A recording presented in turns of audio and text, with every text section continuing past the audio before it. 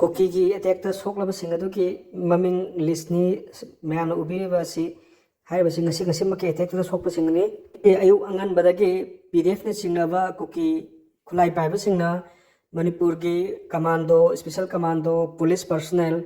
security forces है BSF चिंबसिंग attack चथरपदगी स्वासोपन नंगलब मियोइसिंग अखोगी हेलीकॉप्टरना अखोगी इम्फाल फाव पुरलगा इम्फाल दगी रिम्स हॉस्पिटल ताना पुरकपगी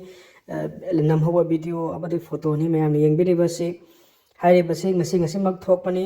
कुकी मिलिटेंट सिंग अटैक चथरपदा सोगलबा सिंगे मनुंगदा बीएसएफ पर्सनल दु खितंग सीरियस ओय मोंगदा लै हाइनसु मैम ना हाइबिरि